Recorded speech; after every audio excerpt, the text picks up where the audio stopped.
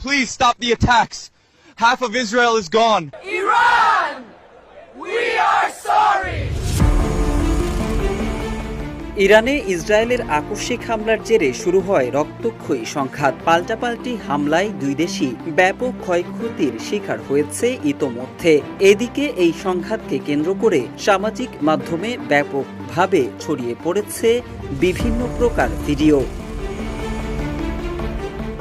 Viral এক ভিডিওতে দেখা যায় সশস্ত্র বাহিনীর পোশাক পরা এক ব্যক্তি মাইক্রোফোন হাতে ইরানকে হামলা বন্ধ করার অনুরোধ করছেন। অপর এক ভিডিওতে দেখা যায় একদল লোক বলছেন, Iran stop the war, we are sorry. ব্যাপকভাবে ছড়িয়ে পড়া ভিডিও দুটির ব্যাখ্যা দিয়েছে ফ্যাক্ট ওয়াচ।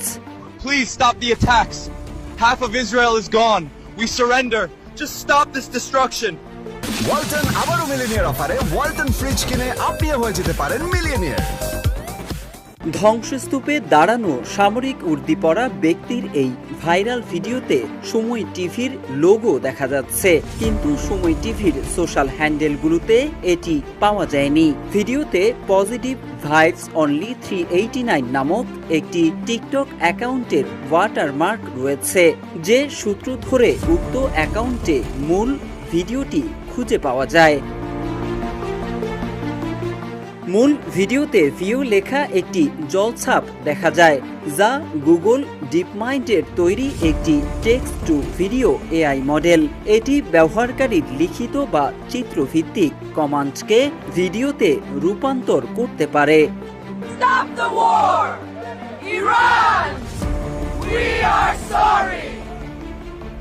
এই ভিডিওটিও সামাজিক মাধ্যমে ব্যাপকভাবে ভাইরাল হয়েছে, যেখানে একদল মানুষ ইরানের কাছে যুদ্ধবন্ধের আকুতি জানাচ্ছেন এবং ক্ষমা প্রার্থনা করছেন। এটি যাচাই করেও ফ্যাক্ট ওয়াচ একাধিক অসঙ্গতি খুঁজে পেয়েছে। ভিডিওটির শুরুতেই নীল জামা পরা খালি হাতে একজন পুরুষকে স্লোগান দিতে দেখা যায়, কিন্তু চোখের পলকেই অস্বাভাবিকভাবে তার হাতে একটি ইসরায়েলি পতাকা চলে আসে। কোথাও কোথাও স্লোগান দানকারীরা একে অপরের মধ্যে বিলীন হয়ে যাচ্ছেন। এসব অস্বাভাবিকতা সাধারণত এআই ভিডিওর ক্ষেত্রে দেখা যায়। ভিডিওটি ডিফেক্ট কন্টেন্ট শনাক্তের টুল হাইভ মডারেশন দিয়ে যাচাই করে দেখা যায় এটি এআই দিয়ে তৈরির সম্ভাবনা 99.1%। ডিফেক্ট ও মিটার দিয়ে যাচাই করেও জানা যায় এটি কৃত্রিম বুদ্ধিমত্তার সাহায্যে তৈরি করা ভিডিও।